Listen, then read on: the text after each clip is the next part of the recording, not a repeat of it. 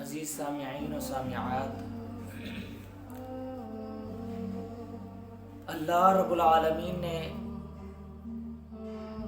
دعا کرنے کے کچھ آداب رسول اللہ صلی اللہ علیہ وسلم نے اور اللہ رب العالمین نے دعا کرنے کے کچھ ہمیں آداب بتائے۔ جو بھی چیز ہے، ہر چیز کی کوئی نہ کوئی لیمٹ ہوتی ہے، کوئی نہ کوئی طریقہ کار ہوتا ہے، اس کا بڑوں کا ادب ہوتا ہے، چھوٹوں پر شفقت، ہر چیز کا کوئی نہ کوئی چیز ہوتی ضرور۔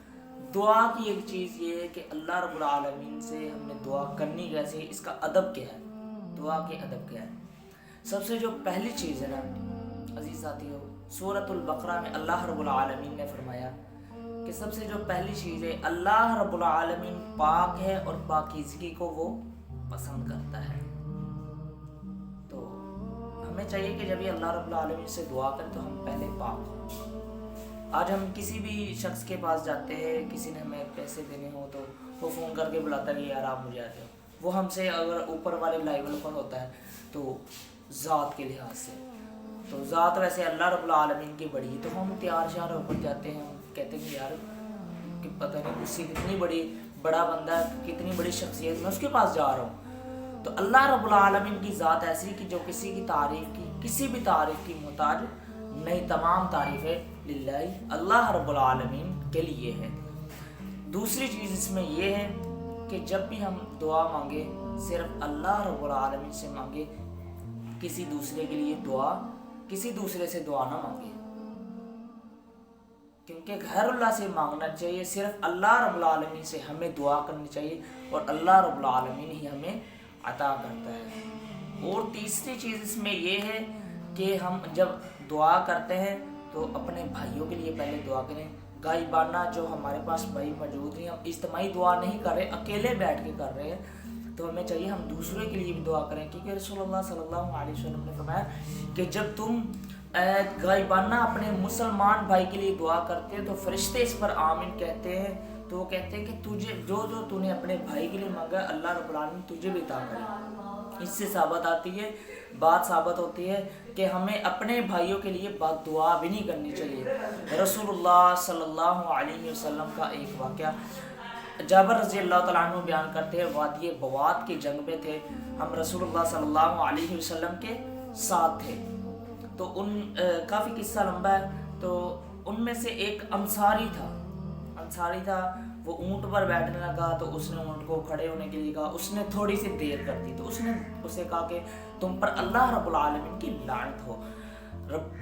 رسول اللہ صلی اللہ علیہ وسلم نے یہ بات سن لی، تو کہا یہ کس نے کہا ہے، کس نے بد دعا دی ہے؟ تو اس نے کہا میں نے۔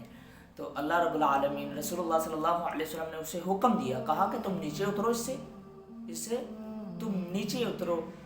بد دعا دیا گیا ہوا بندہ ہمارے ساتھ نہ چلے۔ تو رسول اللہ صلی اللہ علیہ وسلم نے فرمایا کہ تم اپنی بیویوں کو، اپنی اولاد کو اور جو اپنے مویشی جانور ہیں نا، ان کو بد دعائیں مت دو، کیونکہ جب ہم کسی کے لیے بد دعا کرتے ہیں تو پتہ نہیں چلتا کہ اللہ رب العالمین کی کون سی بارگاہ میں قبولیت کا وقت ہوتا ہے، تو وہ بد دعا قبول ہو جاتی، تو وہ کسی کو نہیں، جس کو ہم دے رہے ہیں اس کو نہیں، وہ ہمیں خود ہی لگ جاتی ہے۔ آج بعض اوقات لوگ میں نے ایسے بھی دیکھے کہ جانور چراتے ہیں، ساتھ ان کو گالیاں بھی دیتے ہیں، اولاد کو گالی دیتے ہیں، بعض اوقات ایسے بھی لوگ ہیں کہ اپنی بیویوں کو گالی دیتے ہیں۔ تو اللہ رب العالمین رسول اللہ صلی اللہ علیہ وسلم نے اس چیز سے منع فرمایا۔ اور اس میں جو سب سے بڑی بات ہے نا، دعا میں خشوع و خضوع کے ساتھ بندے کو، انسان کو دعا کرنی چاہیے۔ رسول اللہ صلی اللہ علیہ وسلم دعا کر رہے تھے تو اس میں رونے لگ پڑے، تو جبرائیل علیہ السلام کو اللہ رب العالمین نے کہا کہ جاؤ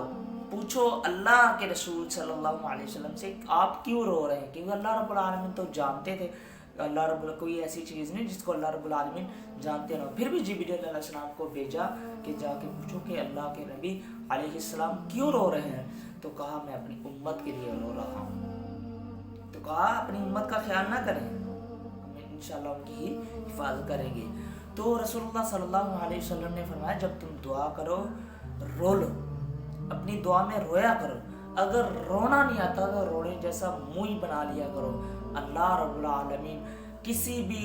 جب کوئی مسلمان ایک دعا کرتا ہے، جب بزرگ کوئی دعا کرتا ہے تو اللہ رب العالمین کہتا ہے کہتے ہیں کہ میں اس کی سفید داڑھی دیکھ کر، جو سفید بال ہوتے ہیں، میں رب تعالیٰ اس کی حیا کرتا ہوں۔ اللہ رب العالمین بندے کی حیا کر رہا ہے، تو یہ وہ مالک ہے جس کے پاس جتنا جائیں گے اتنا ہی وہ خوش ہوگا اپنی بارگاہ میں کہ بندے مجھ سے مانگنے آ رہے، تو اللہ رب العالمین اسے اتنا ہی اپنے خزانوں میں سے عطا کرتا ہے۔ دعا کرنے سے سب سے پہلے طریقہ یہ کہ سب سے پہلے اپنے بھائیوں کے لیے تو اس کی تعریف بیان کریں۔ سب سے بڑی بات ہے کہ جس سے ہم دعا کرنے اس کی تعریف، کسی بھی بھائی سے ہم پیسے مانگنے ہوں تو ہم اس کی بہت تعریف کرتے ہیں کہ یار اس کا تو بزنس بہت ہے، ماشاءاللہ اس کا ماشاءاللہ بہت زیادہ بزنس چلتا ہے، اس کا اخلاق بہت اچھا ہے، یہ دوسروں کے ساتھ بہت اچھا رہتا ہے، یہ دل کا بہت اچھا ہے، یہ سخاوتی بڑا ہے، یہ بہت زیادہ سخاوت کرتا ہے۔ تو جب ہم اس کی تعریف کرتے ہیں تو وہ اور زیادہ خوش ہوتا ہے کہ وہ اور زیادہ دے رہا ہے۔ تو رب تعالیٰ کی ایسی ذات ہے کہ اگر ہم اس کی تعریف کر کے یا اللہ تو بے نیاز ہے، اے اللہ تو بے اولادوں کو اولاد دینے والا، تو ہمیں اولاد نصیب عطا فرما، تو بے رزقاروں کو رزق دینے والا تو رزق عطا فرما، یا اللہ تو بے نمازی کو پکا سچا نمازی بنا۔ سب یہی کہنا کہ یا اللہ تو ایسا کام کرنے والا ہے کہ اللہ ہمارے پاس پیسے نہیں، تو اپنے خزانوں میں سے ہمیں رزق عطا فرما۔ اللہ اس ویڈیو کو شیئر ضرور کریں، ہو سکتا ہے آپ کے ایک شیئر سے یہ بات کسی کے دل میں اتر جائے۔